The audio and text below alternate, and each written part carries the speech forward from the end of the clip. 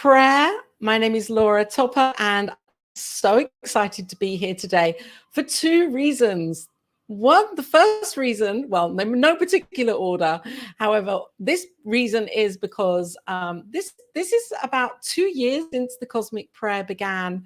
The first show was on the 10th of August, so we're a little bit kind of in between, a year and a week in 2020. And I just feel so grateful and overjoyed and blessed that this broadcast has been continuing for 2 years with inspirational teachers and leaders and speakers and spiritual guides and people who have something to say about prayer. And the ongoing conversation has definitely unearthed and revealed a lot for me over these past 2 years. And I just want to say thank you to everybody that has been a part of this broadcast, to everybody that said yes to coming on to the show, and to every single person that's watched and seen and taken, even if it's a word, into their hearts, because I know that that would have made a difference to your lives. Absolutely. So I'm excited to see how the next year unfolds with the Cosmic Prayer, or the next week.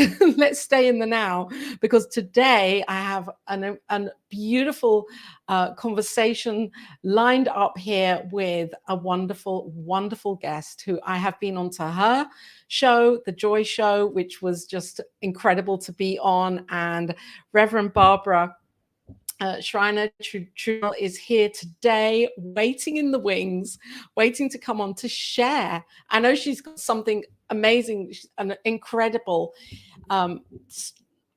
revealing to share with us all about her idea of prayer and how prayer really has changed her life exceptionally. So I would like to introduce Reverend Barbara, because I feel that she's doing so much in the world of New Thought and to bring these teachings to life. Her center is CSL on the Lake, Spiritual Living on the Lake, and has been a virtual community for a while, and it's going to be reopening as a physical community in the very near. I think Reverend Barbara said in the next couple of weeks. So watch this space. Reverend Barbara is an international speaker, minister, spiritual coach, entrepreneur, and author, and she shares her love and light to inspire us all to fulfill our dreams and live our best lives. Reverend Barbara's greatest passion is in creating an environment of acceptance, and I would say authentic acceptance. I know she really stands for this. And she's the founder and spiritual director of Center for Spiritual Living on the Lake. Reverend Barbara is the winner of the prestigious the prestigious President's Award for Southam Inc. She's executive producer and host of The Joy Show, Just One You. What a great show. And this show is actually being broadcast on New Thought Media Network. And a new show coming up called Spirit Cafe with Cheryl Rogers. So Reverend Barbara is very busy, and she is a minister, a teacher, a guide, and an amazing, amazing being. And I'm going to bring her onto the Cosmic Prayer right now. Welcome, Reverend Barbara. Thank you for being here today. Oh, I'm so happy to be here, Laura. Thank you so much for the invitation. It's really a pleasure. I loved having you on my show, and I just love being here with you now. So thank you. Thank you. Oh, incredible. Before we begin, the beginning, I love the heart that you have here. I noticed it a while ago when I was watching. It goes a little further. It's beautiful. So this symbol here is the symbol for the path to enlightenment. I've got to figure this out there. That's that symbol. And then, of course, the heart represents love. So this is a recent tattoo. I just got this a few weeks back. And it's really, wow. I think love is the path to enlightenment.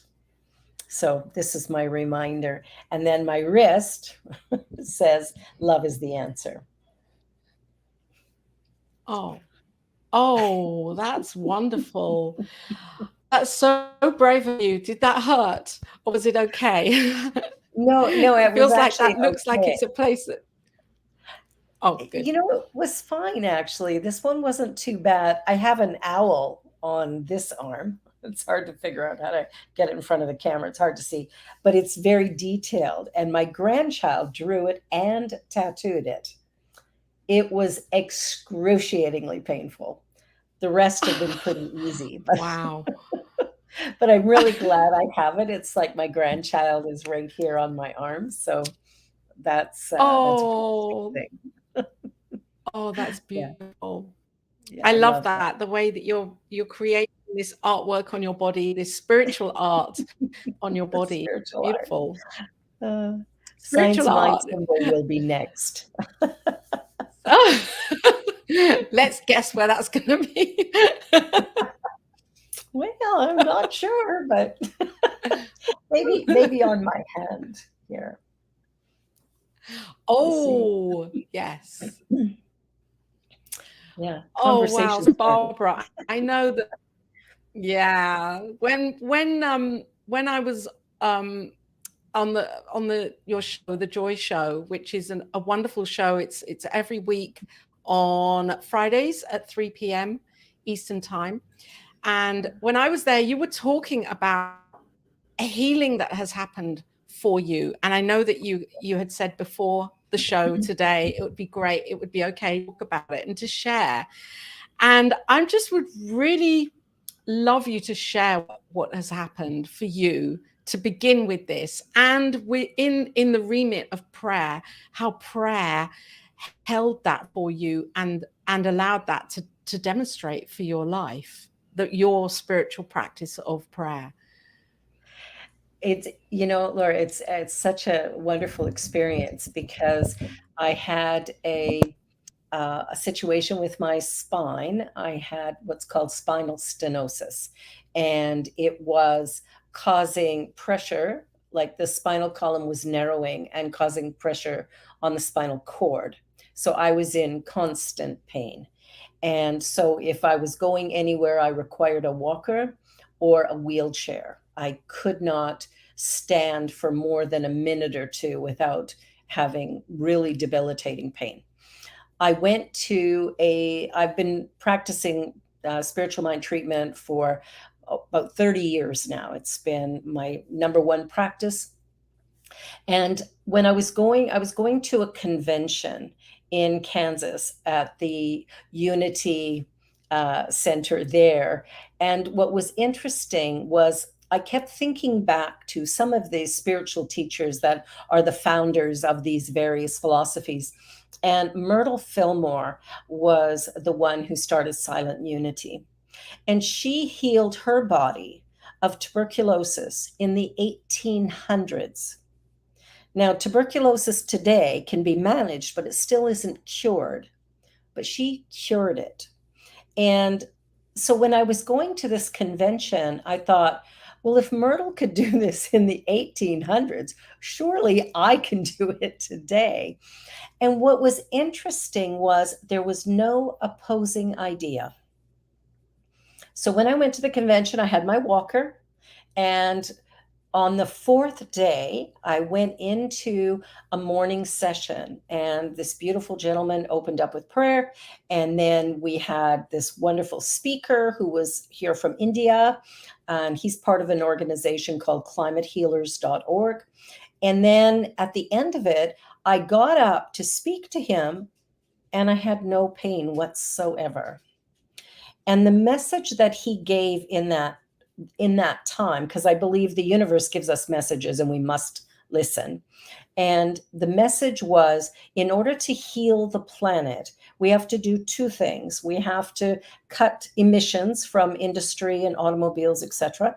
And we have to stop clear cutting the forests to make way for cattle or whatever and growing grain and stuff to feed these animals that we are eating. So we need to stop the killing machine and stop the industry. And we have to do both if we're going to save the planet. And when I heard his conversation, I thought, oh, this is interesting. He's talking about becoming vegan. He figures if everybody becomes vegan, we'll heal the planet in a heartbeat. And I thought, that's interesting. So I'm talking, I'm now vegan. So I got up and I had no pain. I walked up, I talked to him, I talked to the singer who had finished, I talked to the gentleman who had done the prayer. My body was strong. I thought, I'm good. And I knew in that moment the message was veganism. And so I knew right then and there I would be vegan. End of story, no contest. And so I went up to my room. I took my walker up. I left it there. I never used it again. I still have not used it again. And I went to the banquet that night and danced for the first time in years. And I've had no pain. This is now coming up to, we've completed a little over 2 full months. I exercise daily. I walk an hour, hour and a half every day, and I'm perfectly fine.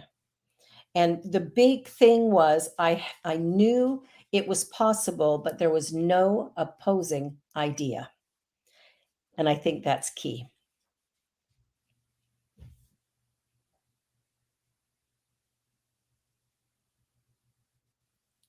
I can't hear you.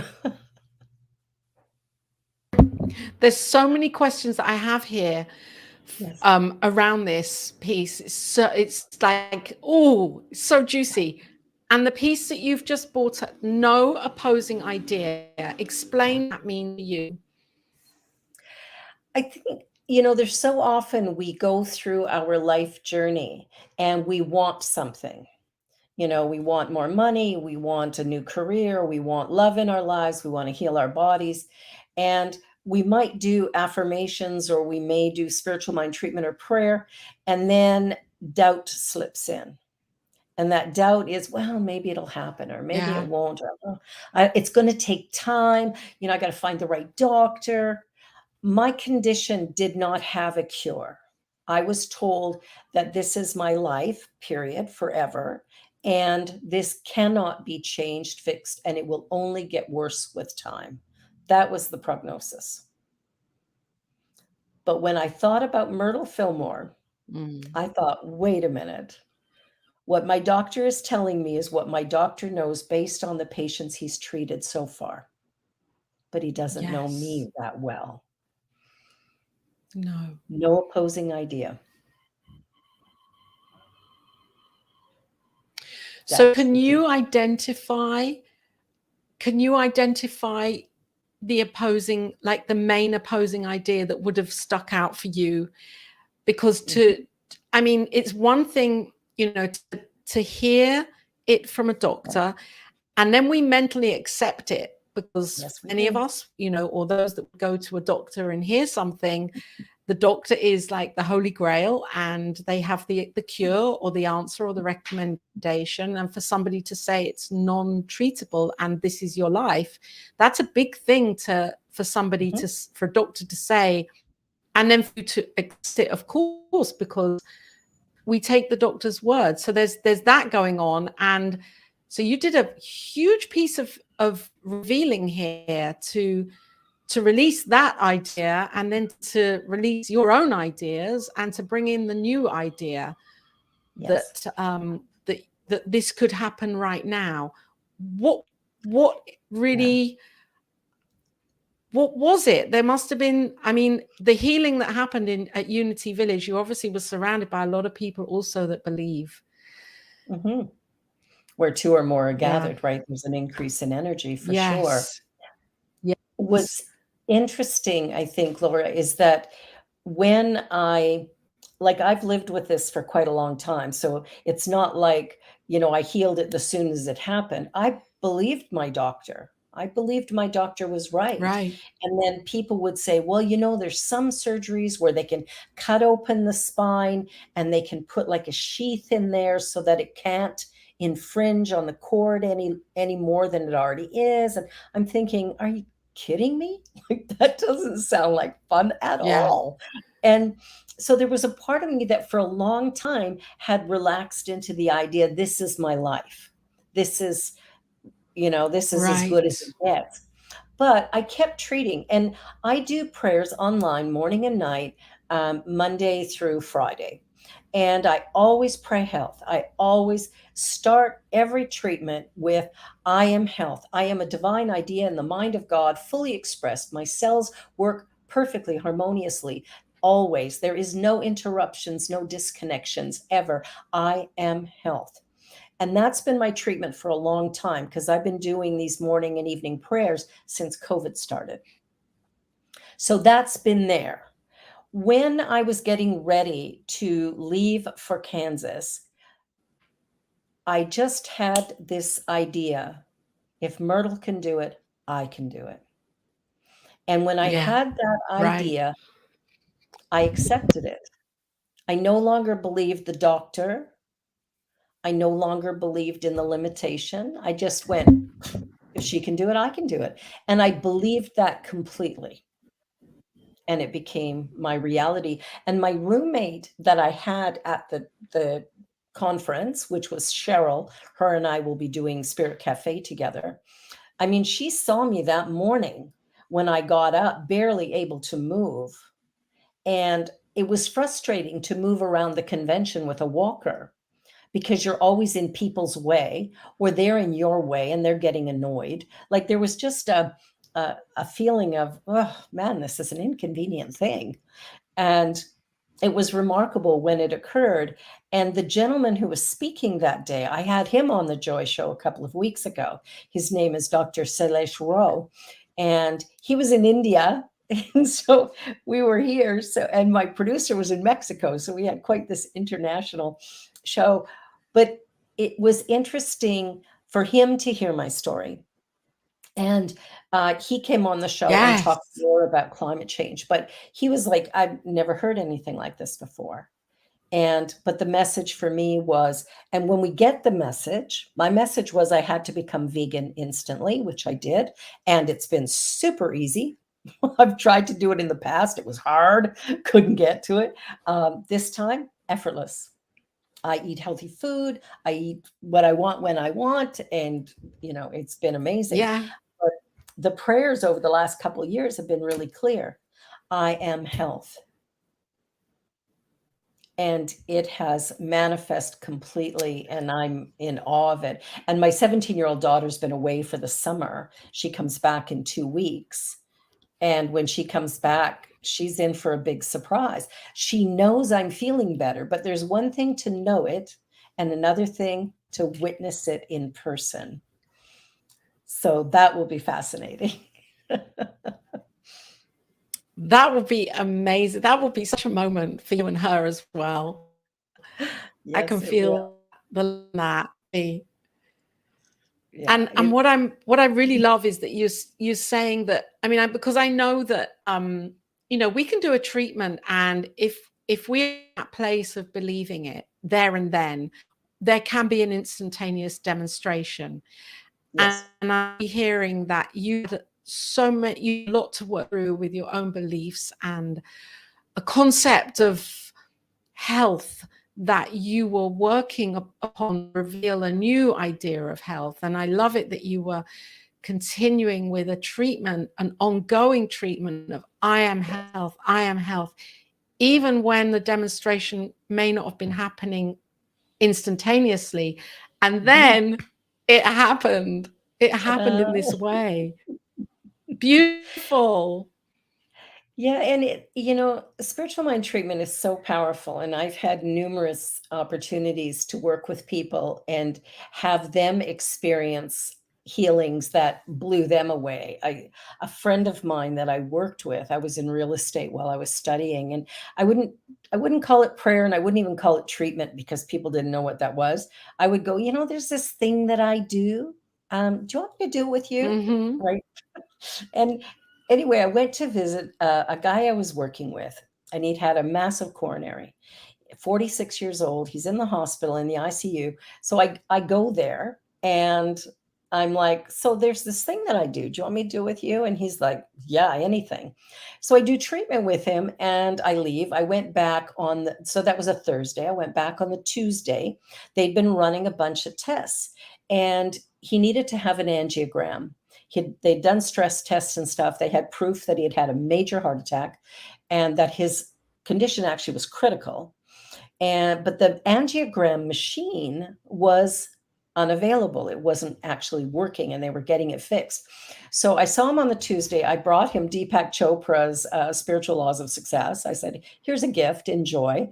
And then the next night, he got the call that the machine had been fixed. And because his health was so critical, his situation, he would have the first appointment the next morning. So they do the test at another hospital. And the cardiologist looks at him and goes, why are you here? And he goes, well, I've been told I'm really sick. And the guy said to him, he said, you do not have the heart of a 46-year-old man. You have the heart of a 16-year-old boy. Why are you here? Oh, wow. Sent him back to the other hospital, and they're going, no, he goes, you let me out. I'm done. I'm leaving now. And they were like, no, we have to have more. There must have been a mistake with the machine. He goes, I'm fine. And he phoned me up and he said, I don't know what you did, but you need to teach me how to meditate and stuff. And so we booked a weekly appointment for the next little while so that I could teach him meditation and spiritual mind treatment before I actually went off to start my own first ministerial assignment. So when you see something like that, but he had nothing to oppose it. And I just said to him, I said, this is a call that it's time for a life change. And he changed everything. He changed everything. Oh, Bonnie's in the room today. Yay. Hi, Bonnie. I was just gonna look at the comment because I have to comment in here. Hi, Bonnie. Welcome. Oh, she's left a great message. Should we read it out? Yes. Yes, Bonnie, two of my most favorite powerful women together this morning. What a way to start the week. Thank you for sharing this message this morning. Love hearing miracles related to your prayer and meditation. Thank you, Bonnie, for being here and saying that. Yes, this is it. Oh, Bonnie is wondrous. And Bonnie's show actually is on tonight. I'm going to just give a quick shout out for your Doula for Grief show, which is on at 8 p.m. UK time. I'm unsure of Bonnie's guest today, but I know that even with or without a guest, Bonnie's show is it opens up a portal for accepting grief and using grief as a powerful tool for healing. So this will be the show for Bonnie today she came onto your show, I think. She was on my show. Yeah, she was on my show a little while ago. Yeah. Oh, beautiful, lovely woman. We had such a great connection, and it was so beautiful. So it's so exciting to see her here. Yay. Yeah. You know, the journey that we're on, and go ahead. Oh, you go ahead. Continue. The journey we're on, one of the things I like to say is that life is a journey without a destination. And so it's essential that we be present with what is.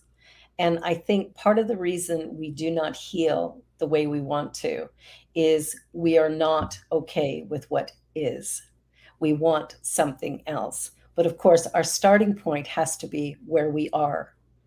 And that's one of the biggest challenges in any form of healing is if you can't be present where you are, then you can't get where you want to go. And so it's this interesting dichotomy. And I think I had problems getting the healing because I didn't want to be in pain. I didn't want to be right. I didn't want what was going on. I wanted something else. Well, as long as you want something else, you're going to get a bunch of wanting. You're resisting. Exactly. So when you say, so when you say there's no opposition, there's no, when we don't have an opposing idea, do you say that resistance is the opposing idea? Or because it's interesting how this happened for him and you treated, and it wasn't something that he was used to, this form of this practice of spiritual mind treatment. So he was just open and ready for anything because he was really wanting to have a healing. Mm-hmm. And would you say, though, that his opposing idea had got him to where he was, you know, lying there with an aneurysm and a heart attack. I think yeah, the challenge that he was in was he was in a marriage that didn't work. He was working 7 days a week, right around the clock, probably a little bit because of the marriage he was in that wasn't working. And so after we started working together, he changed everything. He reduced his work hours. He ended his marriage. I had no idea they had any challenges at all, but he ended that, and his life began to flourish. So our opposing idea can be really just so unrelated to what is actually demonstrating as the effect in our bodies or as the effect of our lives, because it's usually something that's totally unrelated and happening in another arena of our lives and displaying in this way. That I think that's where we sometimes are challenged is, you know, I remember one of my congregants getting breast cancer and going, "Oh, I didn't think about breast cancer." But that's not it. It's what part of your life where you're not fully loving and accepting yourself, or where are you resisting your current reality? And then what happens is, depending on the individual, we end up with poverty, or we lose our jobs, or we end up with an illness. The effect that we get is not necessarily exactly what we have resisted, but because we're in resistance, we've stopped that flow of energy, because we're really a conduit of spirit, right? Like, God is all there is. I live, move, and have my being in it. And so if I'm resisting anything, it's like taking a garden hose and crinking it. The water's there, but it can't flow. I got to let go. And the idea of surrender is a challenging one for most of us. And I'm really pleased that you've brought forward, Reverend Laura, because I think for many, myself included, it's easy to look at our lives and see those areas where we want to up level, we want something different, and then go full with that, thinking that the effect is the cause in that area. And so often there's something else that's totally, and I really thank you for bringing this forwards, because it allows me to love it all, to love all of it and work on all of my life. Yeah. Because all of it is taking us to our greatest desire. Yes. You know, that person in our life that's so annoying and nasty and mean to us, they're illuminating something in us that, when healed, takes us exactly where we want to go. And we have to stop resisting life. We have to just be present. It is what it is. Yes. And that's a good, I like treating for that as well. To be present. Yeah. Well, Eckhart Tolle wrote the book, The Power of Now. It's the only point of power.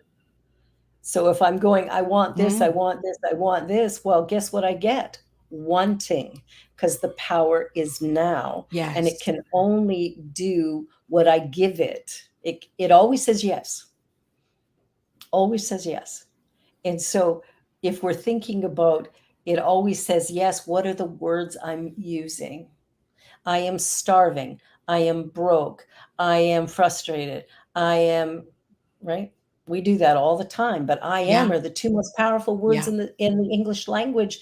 And we want to be cautious about what follows the I am. So switching to I am health, I am love, I am joy. I am the I am, manifesting in glorious ways. I am. We begin to change that, and all of a sudden there's a flow that happens that's quite sweet and beautiful and so exciting.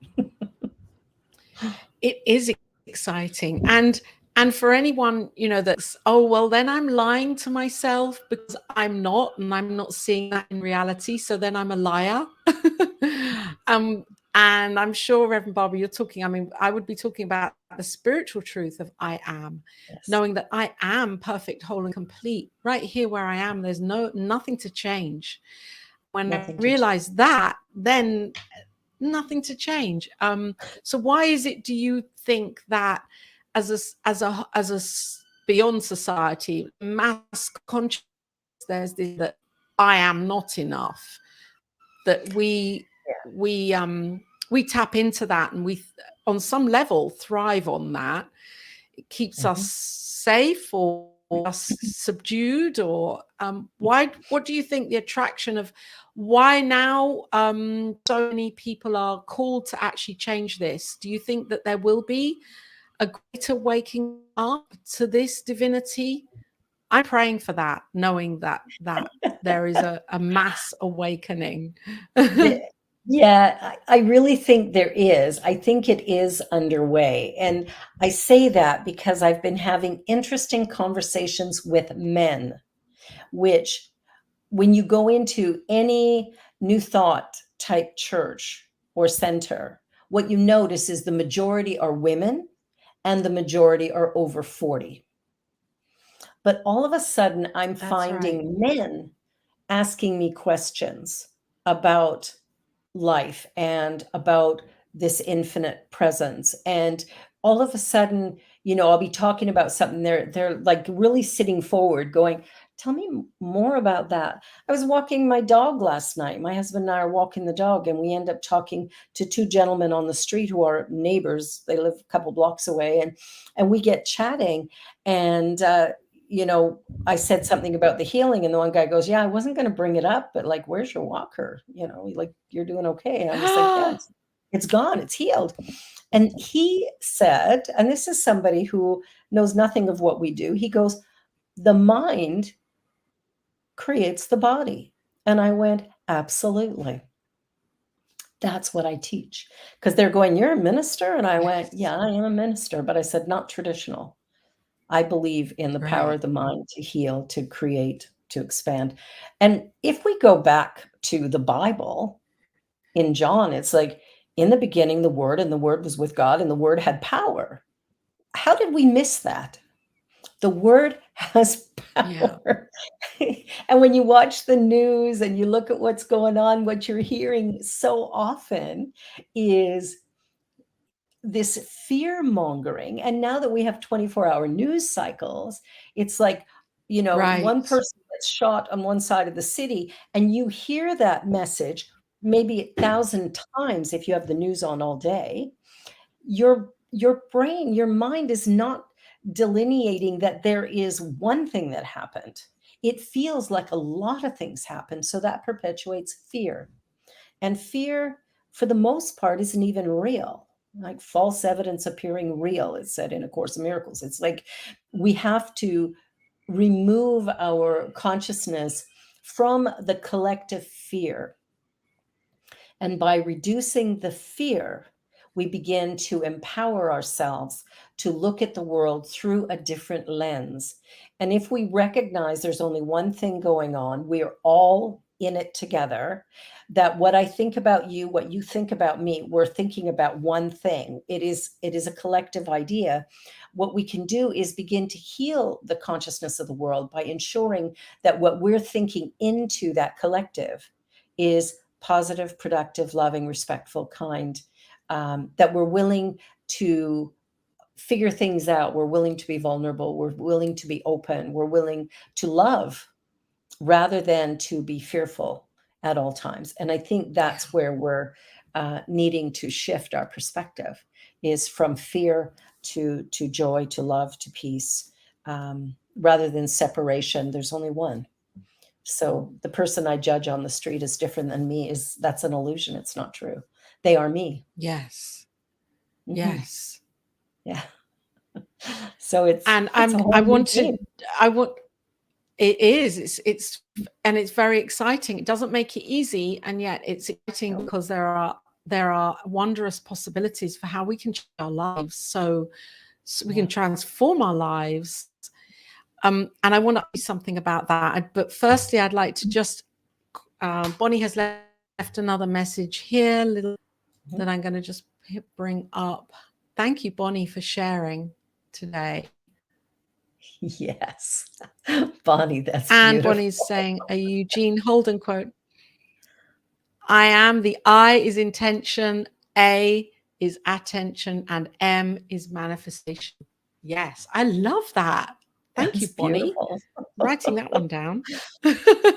Yeah, I know. That's fantastic. And interesting. That's really good, isn't it? A It is is really attention, good. absolutely, intention and attention. So Yeah. coming back to you and your just a little bit of background maybe about you and prayer and how you first discovered prayer and what was, how it was when you, because to have this amazing revealing and healing, like life changing of what's happened for you right now, and I'm sure you've had other demonstrations leading up to this in different ways. Did you ever imagine to becoming a practitioner and studying, Ernest Holmes and New Thought and Science of Mind and Unity and all of it? Did you ever think that it could be this powerful, really, when you began? It actually began a long time before I found Science of Mind or New Thought. I was 27 years old and was in a relationship that wasn't working. It was my second marriage. My first one was very violent. So I got out of that. And then I got into this new marriage, which was okay, but not, he really wasn't available. So I always felt less than. And I was struggling with whether or not to stay in the marriage. And his mother called me up one night and said, "Come to church with me." And her church was a Nazarene church. And I'm like, I guess I could endure an hour so she'll like me, because that was my motivation, was her liking me. And so I went with her that night to an evening service at her church.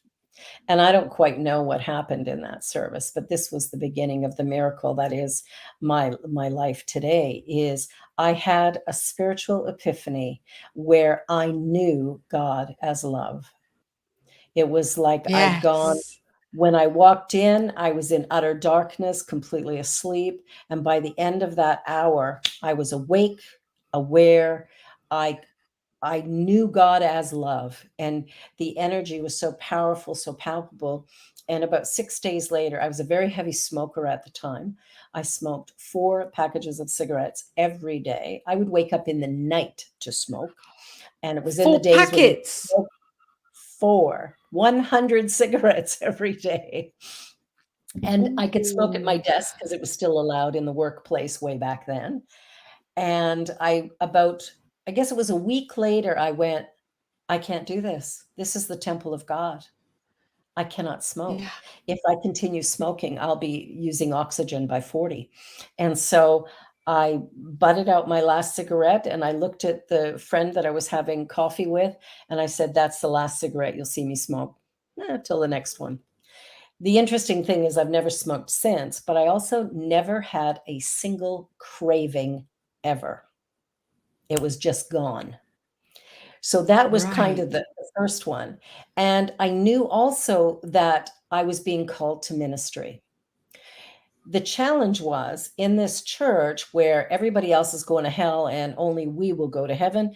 I kept challenging the pastor, going, "This doesn't feel like my experience." And so I left there after a little over a year because I just couldn't believe what they were telling me. And a friend of mine told me about CSL. At the time in Calgary, it was the Center for Positive Living. And the Reverend Dr. Arlene Bump was the minister at that time. And I walked into that place and it was like, I just had this feeling of love and I knew I was in the right place. Now, I was in a third really bad relationship at that point. And so he kept me away from the church as much as possible. And eventually I left that marriage after he tried to kill me and my children. And so I got out and started this path of healing. And the first book I read was Louise Hay's You Can Heal Your Life. And I started taking, I know Yes. She's amazing because it's all about self-love, right? It's if I don't Totally. love me, I can't have love, right? Like, so Yeah. I started, I knew that I was meant to be a minister. I started taking classes 1 year later, and Reverend Carol Carnes was the minister when I started taking classes. And I said to her, day one, first class, I said, I'm going to be a minister. And she went, yeah, right. I'm sure she'd heard it many times before. And she said, well, you'll have to start a church because nobody's going to hire you straight out of school. And I went, yeah, okay, I'll start one in Toronto because there was nothing here. And I was in Calgary. And that was my vision. And when I graduated 5 years later, it just wasn't the time to come to Toronto. And I ended up proving her wrong. I was hired as the minister in the Vernon, BC church to pastor their church. And I was there for 18 months. Then I came to Toronto and founded the first CSL here. Served there for 11 years and then left when my dad died, and there was stuff going on at the center that just, I didn't have any energy for it. And I left. And fast forward 10 years, because I became an ordained unity minister in that time. I served for 11 years in a UFBL church during that time. And then last summer, I get a call from CSL, from head office, from Reverend Barbara Bew saying, how about starting another CSL?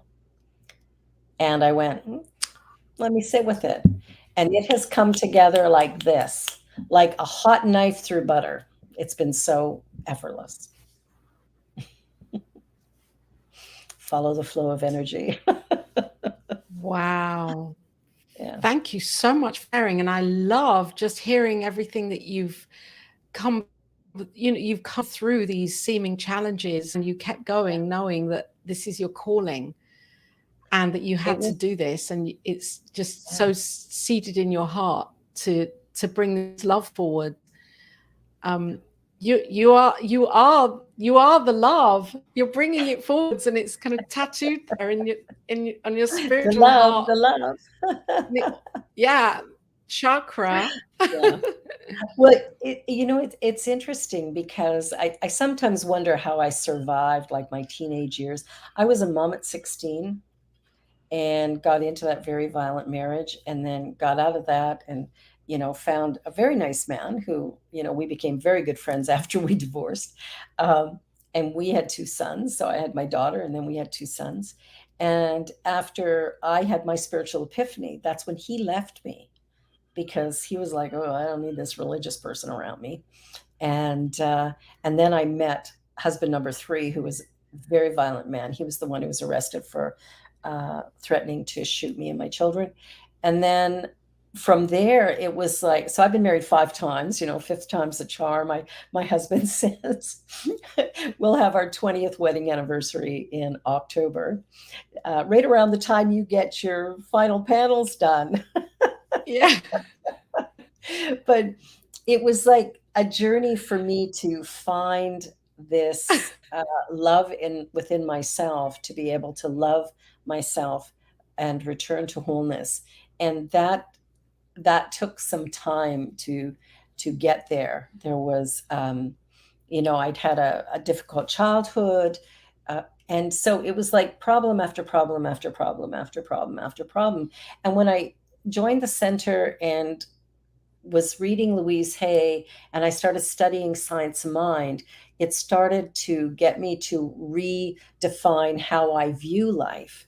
And I would say even in the last couple of years, I'm 65 now.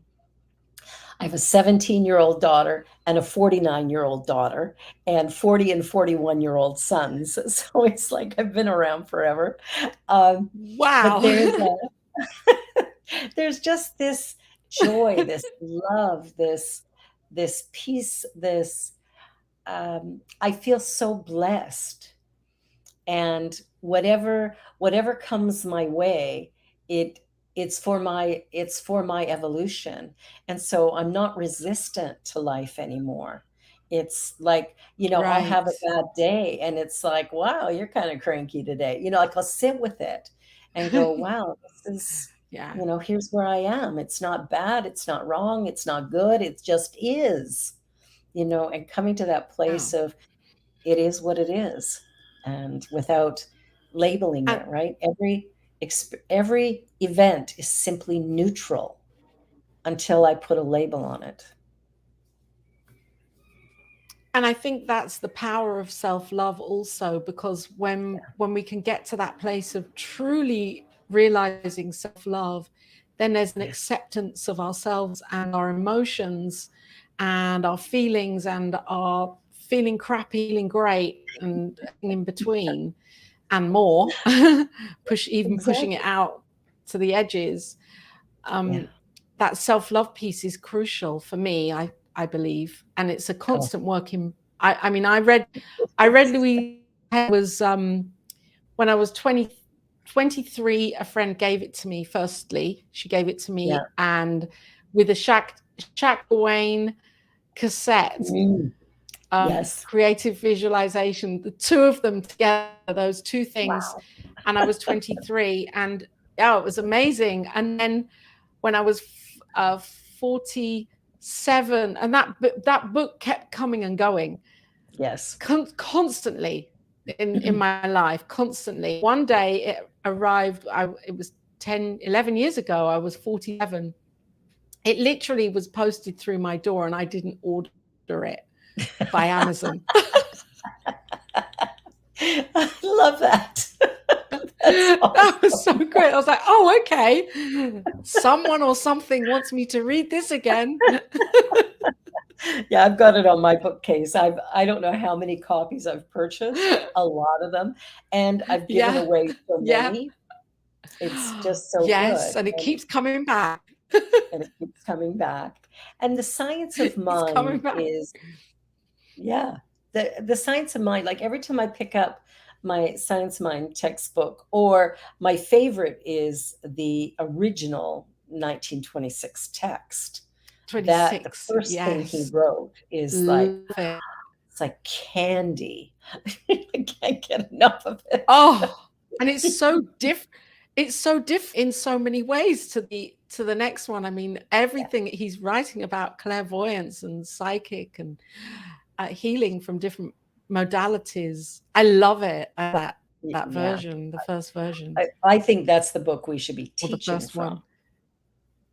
Yes. Teach from it, because it's so clear. I think it's like anything. When he wrote that, I think what I heard was that his mom and brother said people aren't going to be able to accept this, so let's edit it.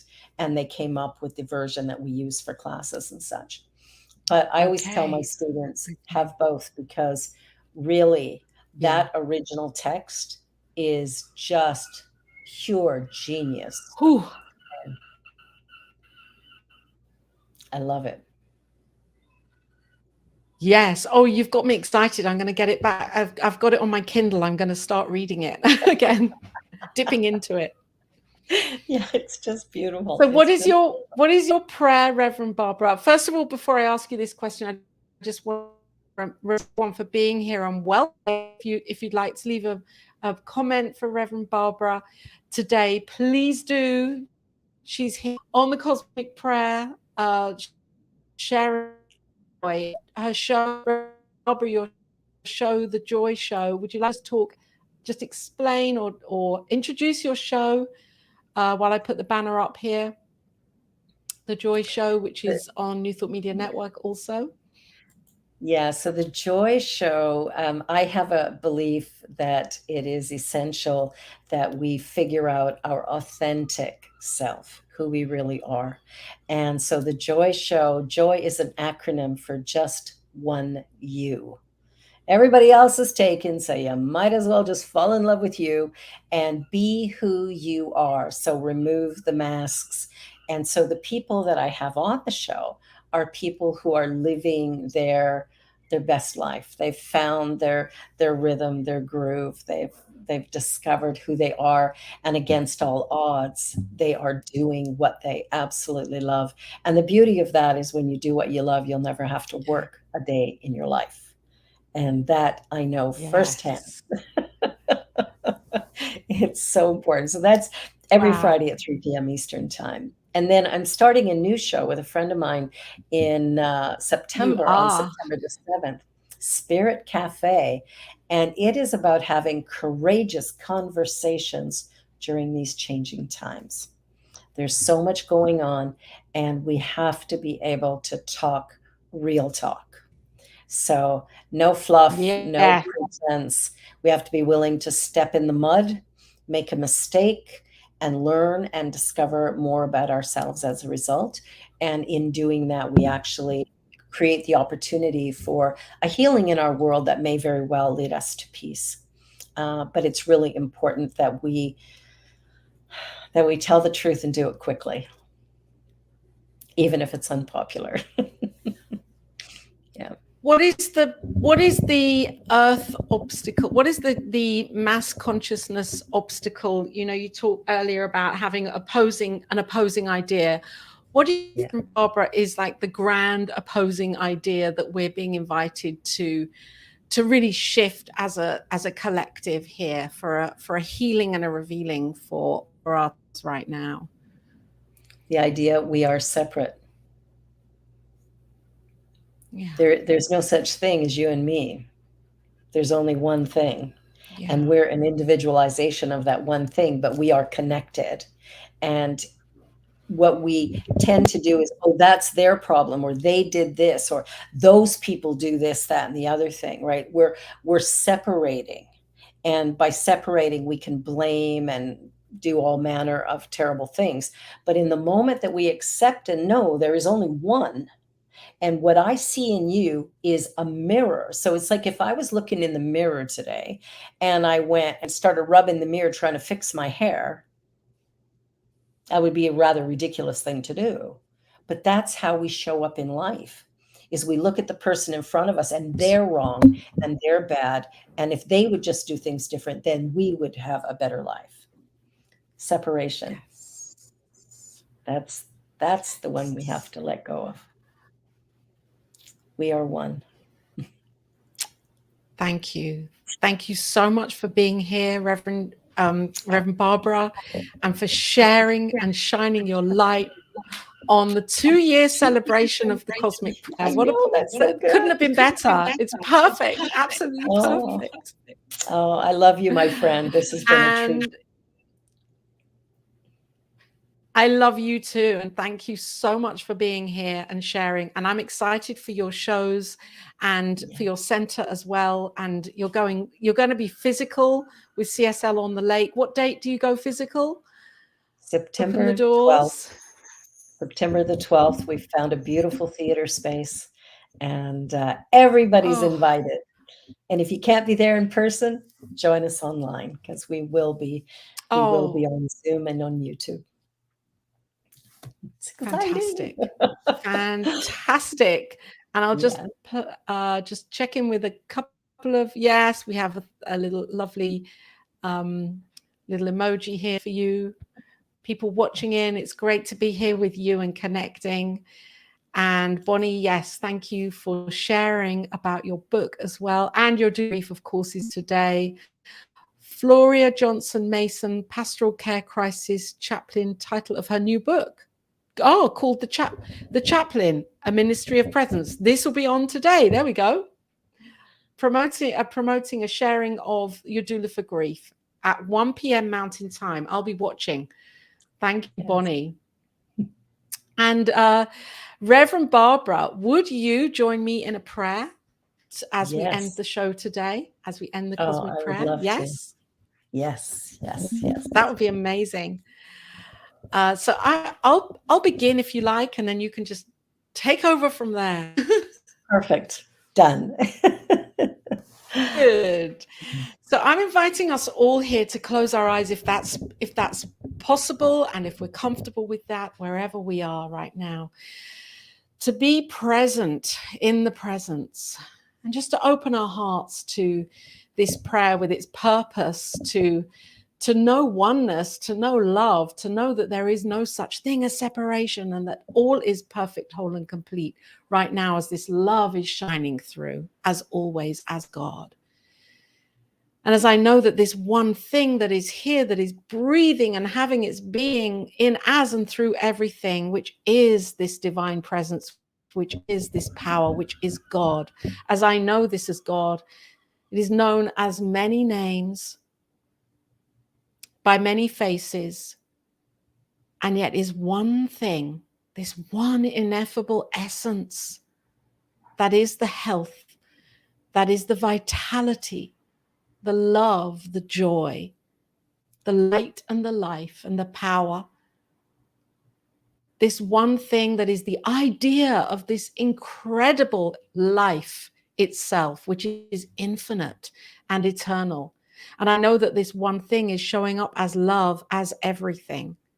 When I take my mind to the universe and the multiverses and everything that exists beyond what I can know in my human mind, and yet I know the immensity of all of this as to this planet Earth, this home, Mother Earth, Gaia, that holds and nurtures and protects billions of beings and creatures and nature and everything.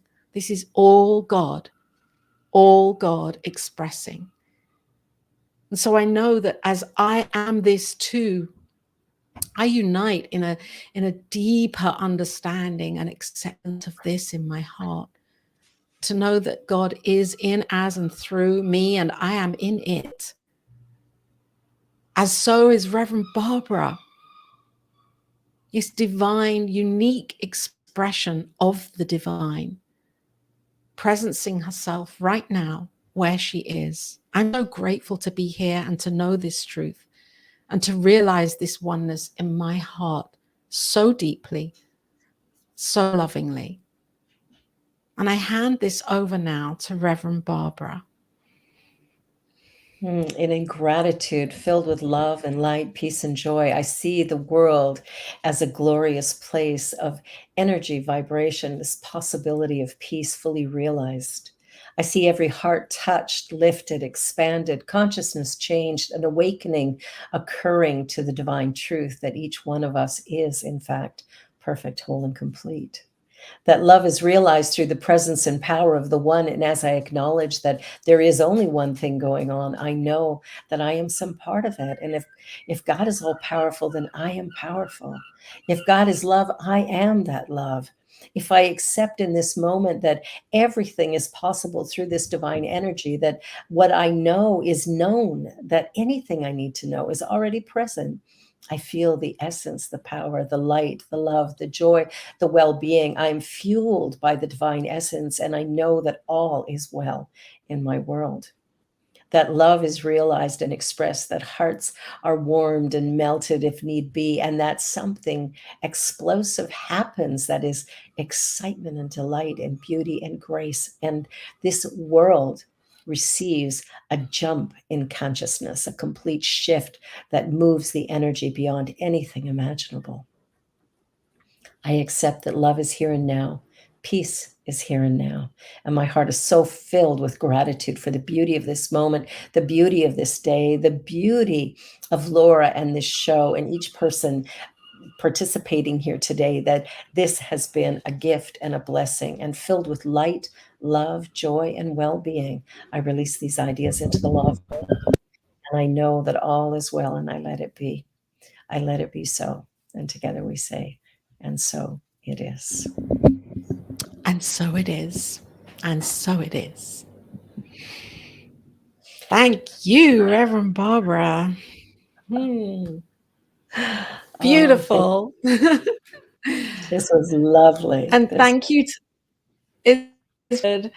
Thank you so much for sharing and for livening up the day and being such a vital part of the cosmic prayer. What a joy. Thank you. Thank you. Thank you. And blessings to everybody that's been here and been watching and participating. It's so great to be here with you. Stay on the network because we have another prayer broadcast coming up. It's actually about to begin any moment. So, that will be beautiful. We'll have a half an hour of practicing prayer. So we're really into prayer today, and then moving on to Bonnie later on. Of course, catch Reverend Bar on her show every Friday at 3 p.m. Eastern Time, and look out for the new show Spirit Cafe with Cheryl Rogers. That will be fun too. Fun and also real and authentic. I'm not going to say fun. It's going to be bliss filled, because it's going to allow us all to go deep with those and give us that opportunity to really be authentic. And then the end bit is the fun. New Thought Media Network is a focus ministry, globally ministering these broadcasts every single day of the year. I invite you to go and check out our new website and look at the ways that you can be a part of this, whether it's with your time, your talent, and your treasure. We appreciate your donations, your love offerings, and your compassionate giving into the network, because you know that we have a lot of work to do here on this network, and we're doing it. We're upholding the vision and by all of that. So off we go. Thank you, everybody, for being here. And we will be back next week with the Cosmic Prayer and Reverend Barbara on Friday at 3 o'clock. Yes. Bye for now.